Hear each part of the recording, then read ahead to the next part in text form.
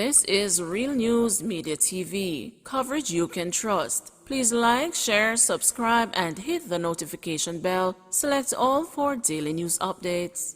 Good morning, my Real News Media TV family. Thank you so much for tuning in this morning, and I'm wishing for everyone a wonderful and a productive day. And in the news this morning for March 25, 2023, gun and ammunition seized in Kingston Eastern.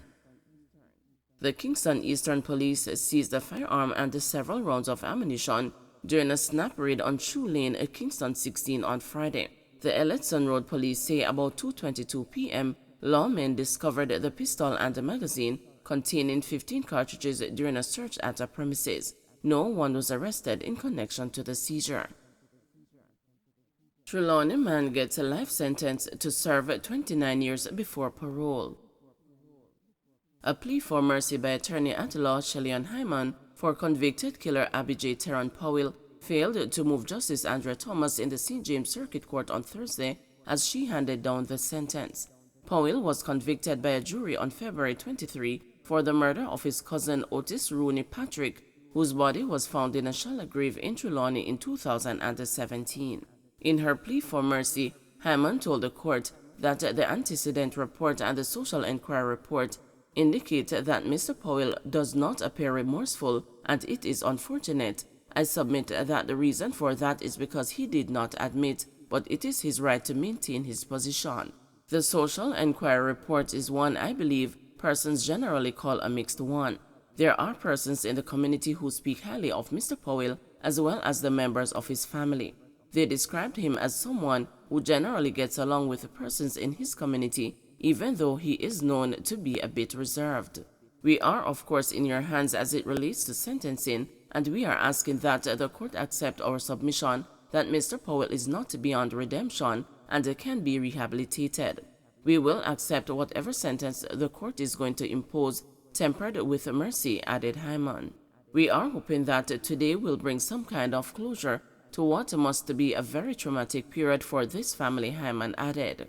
But that did not sway Justice Thomas, who sentenced Powell to life imprisonment and ordered that he would have to serve 29 years before being eligible for parole. In handing down judgment, Justice Thomas highlighted several aggravating elements, including the fact that Powell was not honest and subjected them to a trial, that Patrick was not a stranger, plus the extent he went to so as to cover up the murder. According to Justice Thomas, she considered the mitigating elements of his previous good character, the fact that he was hardworking and gainfully employed, and the time he spent in custody. Justice Thomas had already heard a statement from Patrick's brother, who said, "Abby J. Powell took the life of my brother, my best friend, my mentor, my counselor. He did not have to kill him. He never once owned up to the wrong he did, and that even made it hurt more.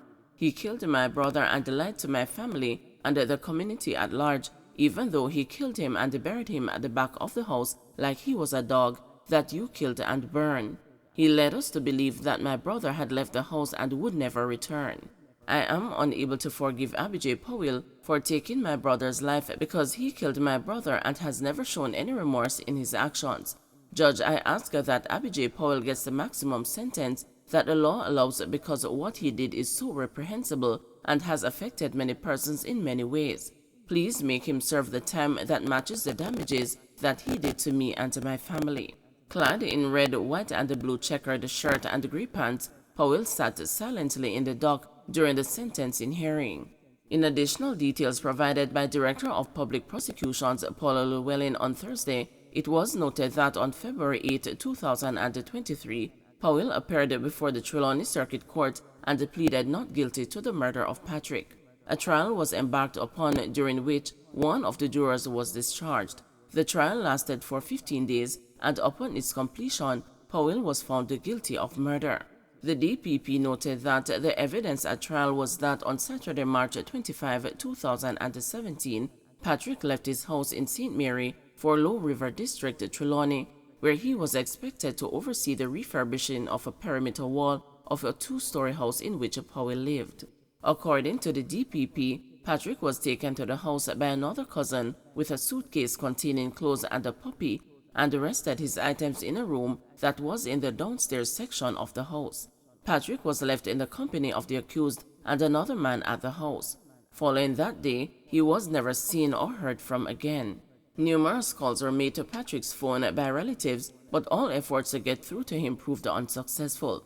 On April 5, 2017, a missing persons report was filed at the Port Maria police station. Based on this information, the police interviewed several people, including the accused, in the Wittabit police area of Trelawney.